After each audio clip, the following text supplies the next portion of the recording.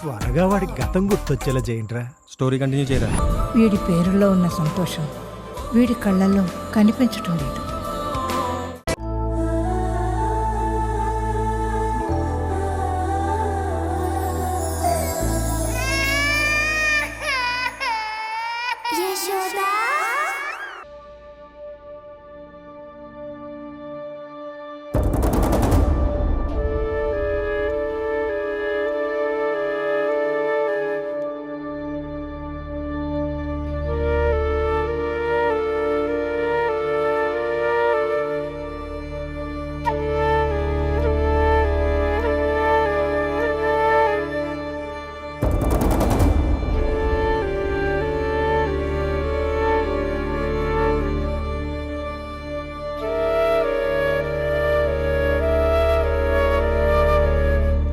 ఏంటి, ఏమైనా మాట్లాడాలా?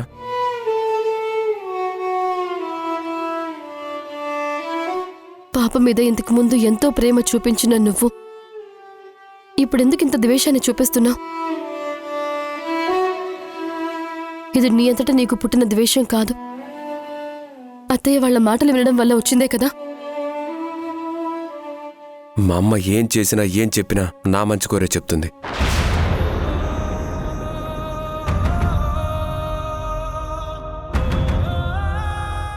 మరి ఇంతకు ముందు కూడా అత్తయ్య గారు నన్ను ప్రేమించొద్దు, పెళ్లి చేసుకోవద్దు, అలా పెళ్లి చేసుకుంటే మన ఇంటి పరువు పోతుందని ఎన్నోసార్లు చెప్పారు కదా. మరి ఆ రోజు ఎందుకు మీ అమ్మగారి మాటలు వినలేదు? ఇప్పుడు మాత్రమే ఎందుకు వింటున్నావు? ఇప్పుడు నువ్వు మాట్లాడుతున్న మాటలు, నీ వ్యక్తిత్వం నిజమేనా? లేకపోతే ఆ రోజు మీరు నాకు చెప్పిన మాటలు అబద్ధమా?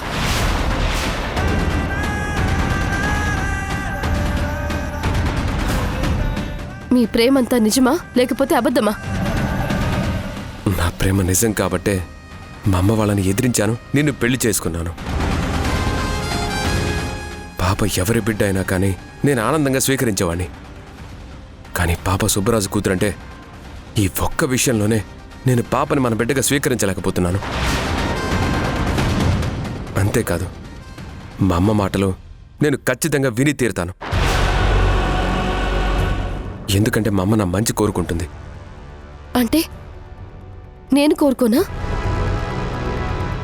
నేను నిన్ను ప్రేమించలేదా నందా? నీకు నీ బిడ్డ తర్వాత ఎవరైనా? ఈ మాట చాలాసార్లు నువ్వే నాతో చెప్పావు. ఆ తర్వాత ఎప్పటికో నా ప్రేమను అంగీకరించి నన్ను ప్రేమించావు. నువ్వు అనుకున్నదే నిజమైతే నాకు నీకన్నా బిడ్డే ఎక్కువ అని నేను అనుకుని ఉండి ఉంటే నిన్ను విడిపించటానికి, నిన్ను మామూలు మనిషిని చేసుకోవడానికి నేను కన్న బిడ్డని ఊర్మిళ చేతికిచ్చేదాన్ని కాదు కదా. నాకు నీ మీద ఎలాంటి ప్రేమ లేనప్పుడు ఆ మాట చెప్పను.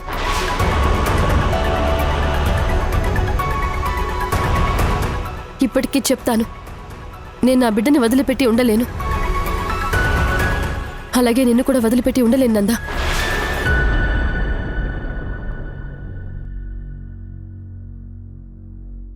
నువ్వన్నట్టు మొదట్లో నేను నిన్ను ప్రేమించలేదు.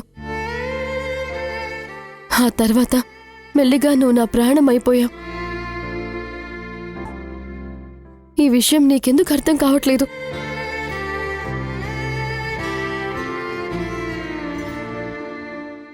నిజంగా నా మీద నీకు ప్రేమ అనేది ఉండుంటే నేను చెప్పింది చెయ్యి. ఏంటది? మా అమ్మ మాటకి ఎప్పుడు ఎదురు చెప్పకు. మా అమ్మ ఏం చెప్తే చెయ్యి. అప్పుడే నా మీద నీకు ప్రేమ ఉన్నట్టుగా నేను అనుకుంటాను.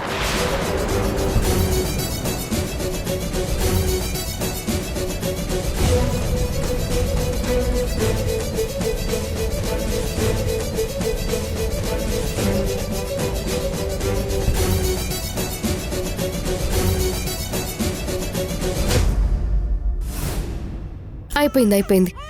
అయ్యో, పాలు తాగుతావా? అయిపోయింది. పాలు తాగుతావా? ఆకమ్మా, ఆకలేస్తుందా? అదుగు పాలు తాగొద్దు గందా. దా. అయ్యో, చూడు. అయిపోయింది. రమణత్త, బావున్నారా? చాలా రోజులకు ఫోన్ చేసావు, ఏంటి విశేషాలు?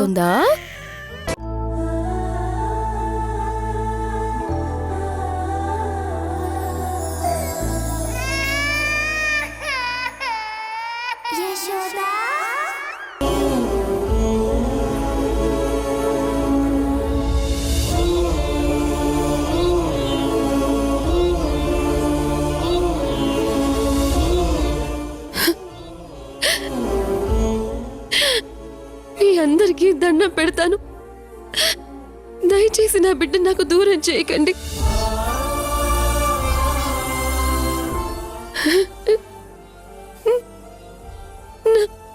నా పాప నాకు దూరం అయితే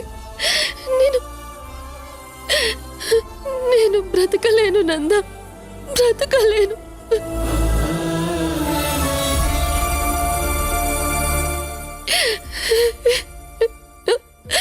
కావాలంటే మీరు నన్ను ఎన్ని మాటలైనా అనండి, నా మీద కోపం చూపించండి, అంతేకాని పాప మీద మాత్రం మీ కోపాన్ని చూపించకండి. నాకు నా పాపని దూరం చేయకండి.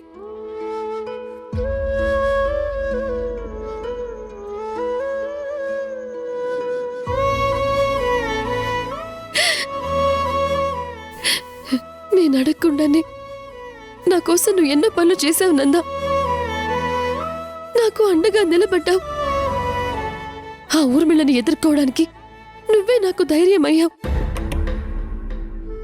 అలాంటిది నేనే ఇప్పుడు అడుగుతున్నాను నందా,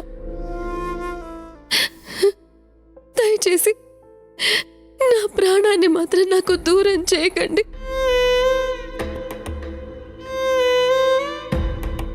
ఇప్పటికే నువ్వు ఇలా మారిపోయేసరికి నేను ఒక చచ్చిన శవంలా బతుకుతున్నాను.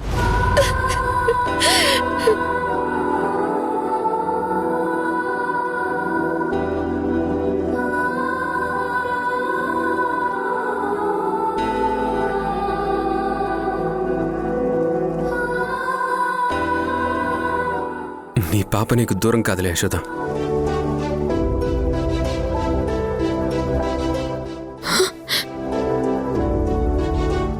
ఏమన్నావు నందా, ఏమన్నావు?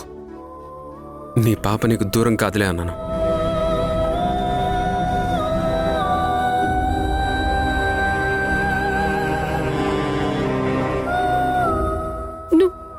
నువ్వు చెప్తుంది నిజమా నందా?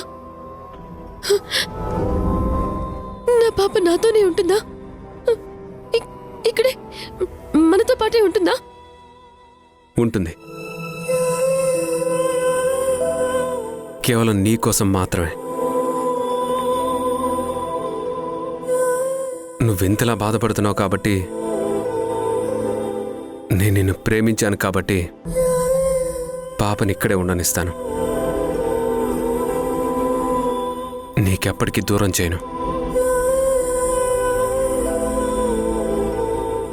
కానీ ఒకే ఒక్క షరతు.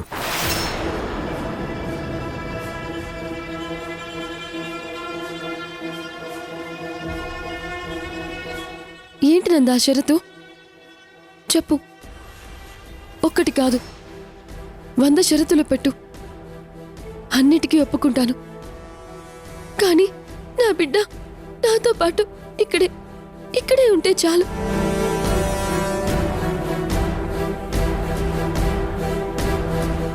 సరే, నేను చెప్తాను విను. పాపి ఇంట్లో ఉన్నంతకాలం తన ఏడుపు నా చెవికి వినిపించకూడదు.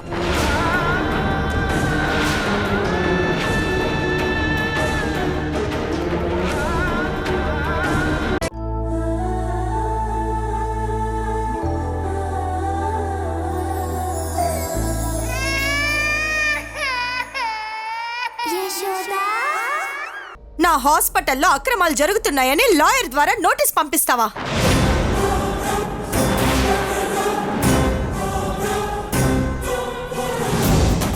ఏం మనిషివే నువ్వు?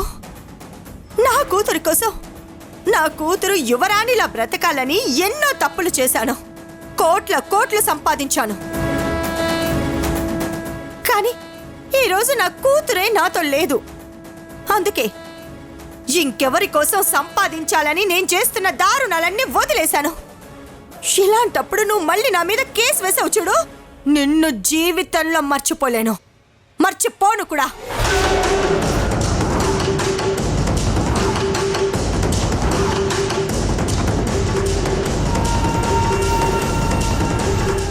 చూడు పిన్ని, నువ్వు నన్ను అపార్థం చేసుకుంటున్నావు. నేను నాకున్న సమస్యలతోనే చస్తూ బ్రతుకుతున్నాను. నీరజ చనిపోయిందన్న బాధలో కూడా ఉన్నాను. మీద కేసులు వేసి కక్ష తీర్చుకోవాలనుకుంటే ఎప్పుడో వేసేదాని కదా. చివరగా నేనొక మాట చెప్తాను విను పిన్ని. నీకు లాయర్ నోటీసులు ఎందుకు వచ్చాయో నాకు తెలీదు, ఎవరు పంపించారో అంతకంటే తెలీదు. కానీ నాకు తెలిసింది ఒకటే, నీరజ చావుకి నువ్వే కారణం.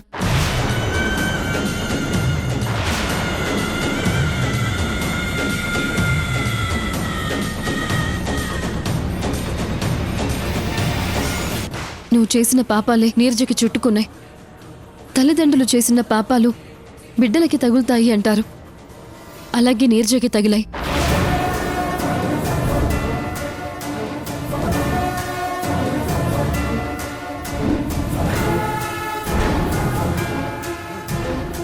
పాపం, లేకపోతే నీరజ నిండు నూరేళ్లు హ్యాపీగా బ్రతకాల్సింది. నీరజ నీలాంటిది కాదు పిన్ని, చాలా మంచి మనసున్నది.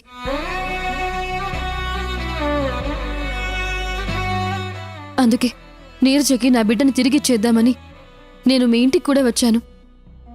అది బ్రతుకున్నన్ని రోజులు దానికి కడుపు తీపిని మిగిల్చావే కాని ఎప్పుడూ నీరజ గురించి ఆలోచించి బిడ్డని తనకిస్తాను అనలేదు కదే. అది చచ్చిపోయిన తర్వాత మాత్రం బిడ్డని ఇవ్వాలనుకుంటున్నాను అని అబద్ధాలు చెప్తున్నావా? పిన్ని, నా కన్న బిడ్డ మీద ఒట్టేసి చెప్తున్నాను, నేను చెప్పేది నిజం. నీరజకి బిడ్డనివ్వడానికే నేనొచ్చాను. కానీ ఈలోపే ఘోరం జరిగిపోయింది.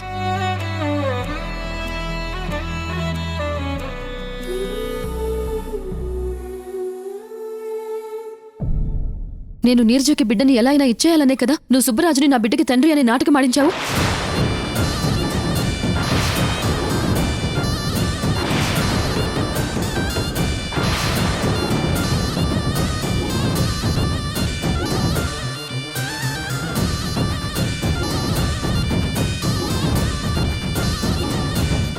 కానీ నువ్వు ఆడిన నాటకం వల్ల ఉపయోగం లేకుండా పోయింది పిన్ని. ఇప్పటికైనా మనిషిలా మారు, నిజమేంటో చెప్పు. నువ్వు నిజం చెప్పడం వల్ల నా బిడ్డ జీవితం బాగుపడుతుంది. చెప్పు పిన్ని. పిన్ని, ఈ పసిదాన్ని చూసైనా నిజం చెప్పు.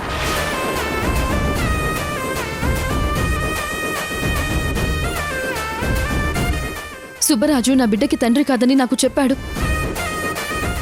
అలాగే నా బిడ్డకి తండ్రి ఎవరో చెప్పబోతూ ఉంటే నువ్వొచ్చి కాల్చి చంపేశావు. కారణమేంటి? ఎందుకు కాల్చావు పిన్ని?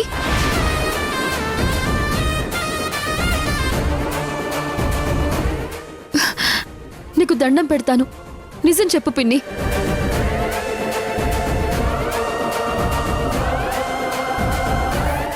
నేను నా జీవితం నాశనం అయిపోయినా బాధపడలేదు. కానీ నా బిడ్డ ఎన్నో మాటలు పడాల్సి వస్తోంది.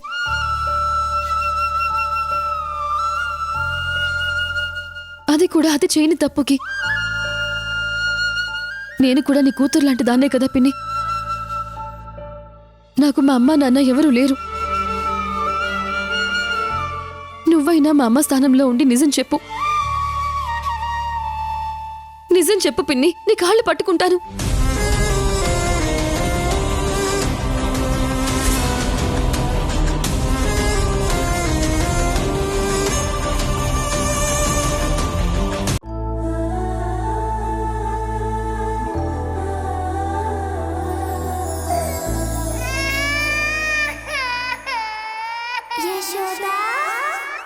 నందా సార్ లాంటి భర్త దొరకడం నిజంగా యశోద గారి అదృష్టం.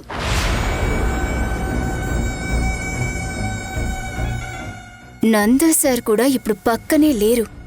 ఇలాంటి టైంలోనే యశోద మీద ఇంకా ఇంకా కోపం వచ్చేలా చెయ్యాలి. ఆంటీ,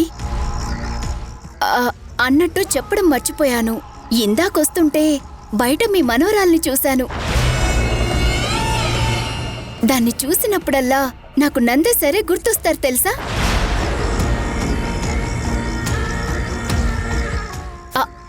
ఆ బుడ్డదాన్ని చూస్తే అచ్చు నందా సార్ని చూసినట్టే ఉంది. ఆ ముక్కు గాని, ఆ నవ్వు గాని, ఆ కళ్ళు గాని print to print Nanda sir దిగిపోయారనుకోండి.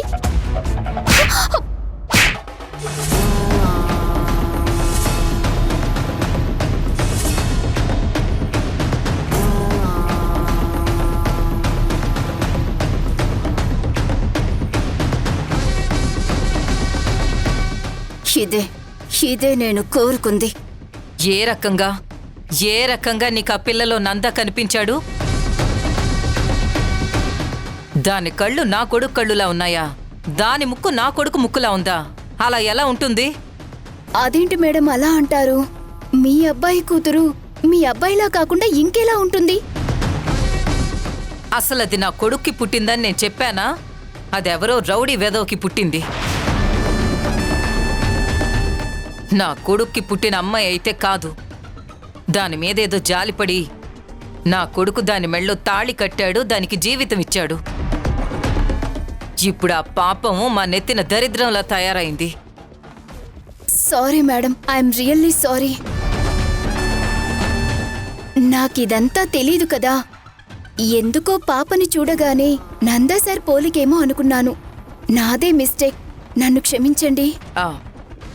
ఇదిగో, ఈ మాట నువ్వంటున్నావు కాబట్టి, నువ్వు మా అతిథివి కాబట్టి క్షమించి వదిలేస్తున్నాను. ఇంకెవరైనా ఈ మాట అనుంటే చంపేసుండేదాన్ని. ఐఎమ్ రియల్లీ సారీ మేడం, మీ మనసు నొప్పించేలా మాట్లాడాను. వెళ్ళొస్తాను మేడం.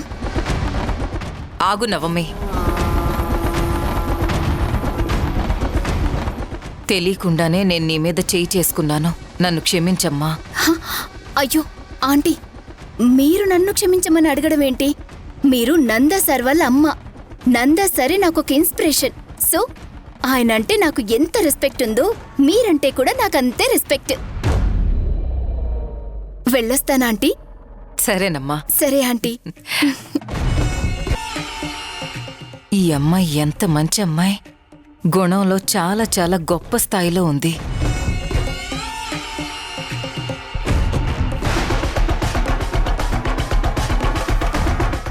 నేననుకున్నట్టయితే అగ్గి రాజేశాను. నా మీద మంచి అభిప్రాయం వచ్చేలా చేసుకున్నాను. నెక్స్ట్ స్టెప్ ఇంకొంచెం వీళ్ళకి దగ్గరయ్యేలా వెయ్యాలి.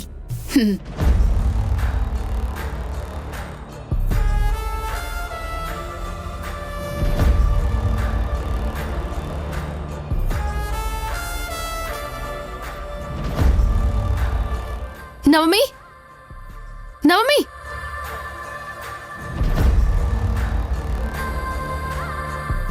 ఏమైంది నవమి? పిలుస్తున్నా పట్టించుకోకుండా వెళ్ళిపోతున్నావు?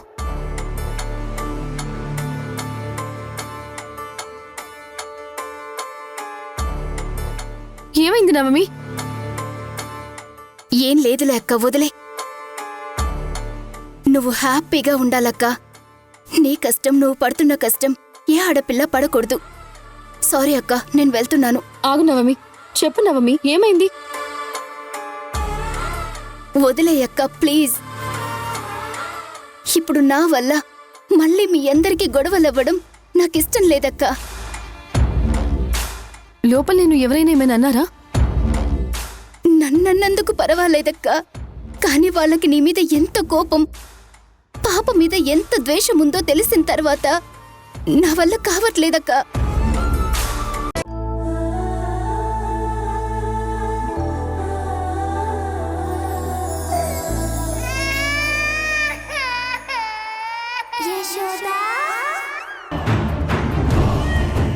అరే ఏమైందమ్మా? నేను వచ్చేసాను కదా, ఇదిగో. అరే ఏడవద్దమ్మా, పట్టుకో. ఇది చూడు, చూడు, ఇది చూడు ఎలా ఉందో. అంతే, గుడ్ గుడ్ గుడ్. అరే బొజ్జు అమ్మా, బొజ్జు బొజ్జు. ఇది పట్టుకుంటావా? ఇది పట్టుకుంటావా? మన ఇద్దరు ఆడుకుందామా? సరే అయితే.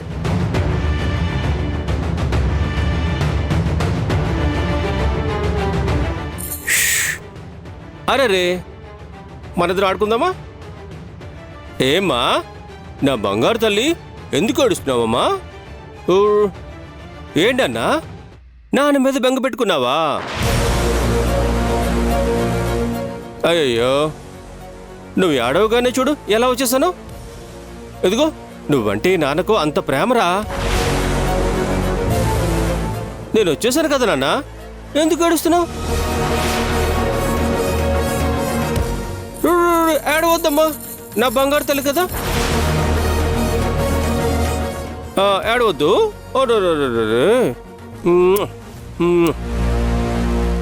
ఏడవద్దమ్మా. ఎదుగు చూడు. బజ్జో ఏడవకుండా బజ్జో, సరేనా? అదమ్మా, అంతే. ఏడవద్దమ్మా.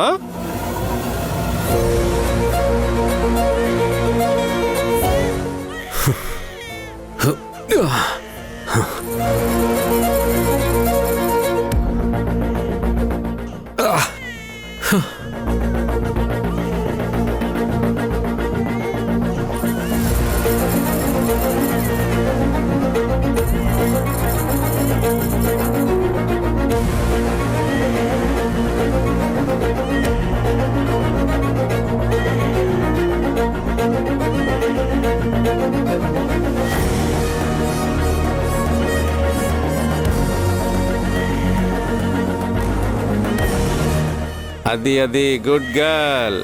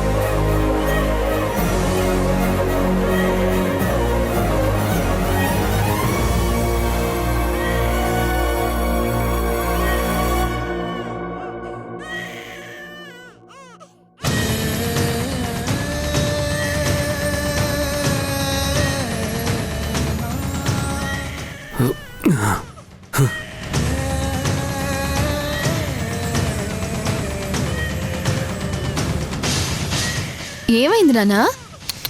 అయ్యోయ్యోయ్యో, అయ్యోయ్యో.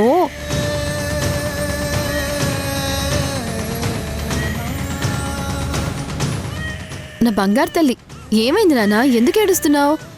ఇదిగో అమ్మ వచ్చేసింది కదా. అమ్మని వచ్చేసాను కదా. ఇదిగో వచ్చేసానుగా, నా వైపు చూడు తల్లి.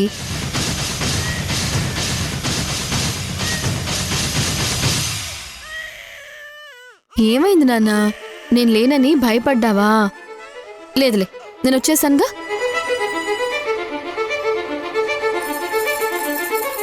హలో.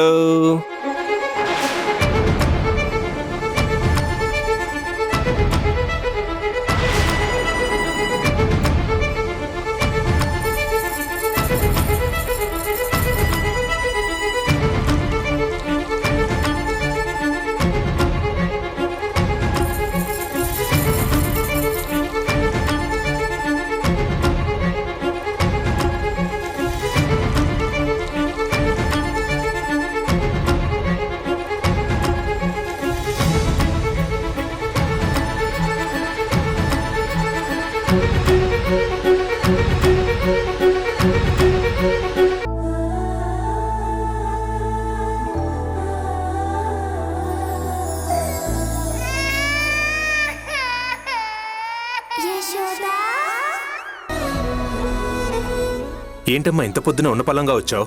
ఏదైనా ముఖ్యమైన విషయమా?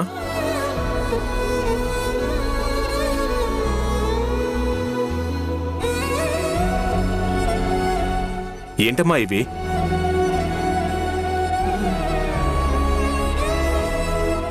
నాన్నగారు నీ పేరు మీద రాసిన 500 కోట్ల రూపాయల ఆస్తి పేపర్లన్నయ్యా.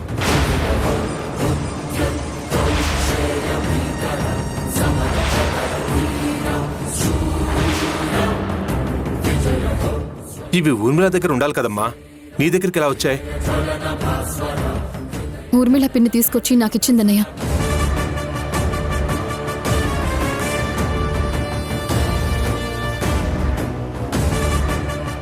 ఏం మాట్లాడుతున్నావమ్మా?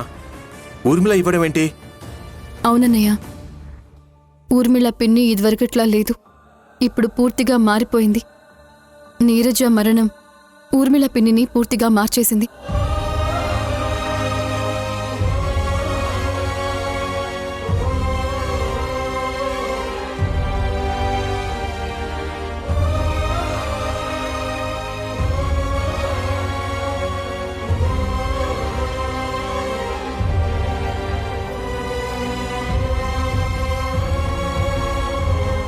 వదినా, ఇప్పుడు నువ్వు అనుకున్న 500 కోట్ల రూపాయల ఆస్తి వచ్చింది కదా, ఆనందమేనా?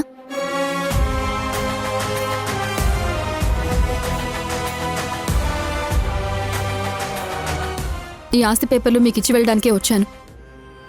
నేను వస్తాను.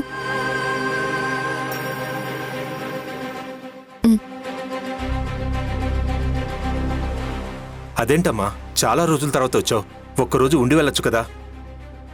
లేదన్నయ్య, అత్తయ్య వాళ్ళకి కానీ ఆయనకు కానీ చెప్పకుండా వచ్చాను. నేను వెళ్ళాలి, లేకపోతే అత్తయ్య కోప్పడుతుంది.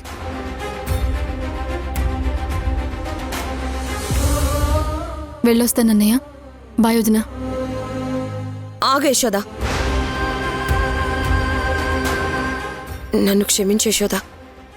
నువ్వే కాదు, నీ కూతురు కూడా నన్ను క్షమించాలి.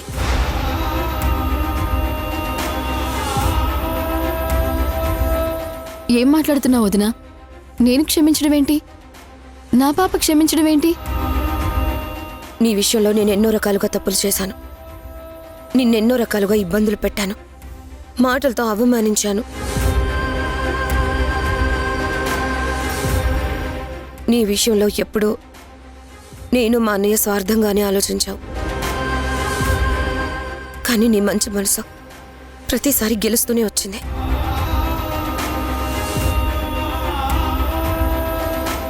ఆఖరికిప్పుడు కూడా నీ పెళ్ళైన తర్వాత నేను మీ అత్తారింటికొచ్చి నీ కాపురం నాశనం అవ్వడానికి ఒక కారణమయ్యాను.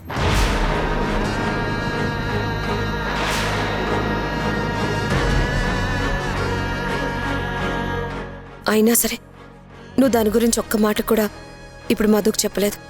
అన్నిటికీ మించి ఈ 500 కోట్ల ఆస్తి నువ్వు తెచ్చి ఇవ్వకపోయినా మాకు తెలిసేదే కాదు. కానీ నీ వంతు బాధ్యతగా నువ్వు తెచ్చిచ్చావు. నీ స్థానంలో నేనుంటే మాత్రం ఖచ్చితంగా ఇచ్చేదాన్ని కాదు యశోదా.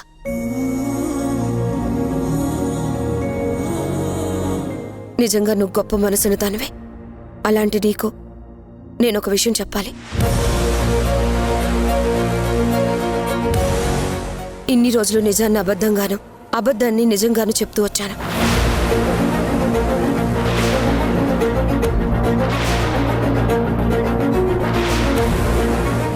నాకు మాత్రమే తెలిసిన ఒకే ఒక్క నిజం ఏంటంటే నీ కూతురు మా అన్నయ్య బిడ్డ కాదు.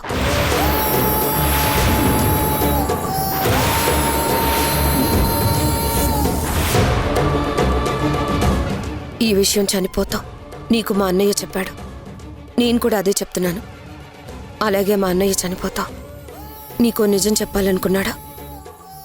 మా అన్నయ్య చెప్పాలనుకున్న నిజం ఏంటంటే ఈటీవీ విన్ గుర్తుకొస్తున్నాయి, గుర్తుకొస్తున్నాయి, గుర్తుకొస్తున్నాయి. ఒక వింత సామాన్య లోకంలో జరిగే అద్భుతమైన నవ్వుల ప్రయాణంతో రూపొందిన అత్యంత చిన్నగా చేసిన అతి భారీ సిరీస్ మీ ఈటీవీ విన్లో విజయవంతంగా స్ట్రీమింగ్ అవుతోంది. గుర్తుకొస్తున్నాయి, గుర్తుకొస్తున్నాయి, గుర్తుకొస్తున్నాయి. ఈటీవీ విన్ యాప్ని డౌన్లోడ్ చేసి సబ్స్క్రైబ్ చేయండి.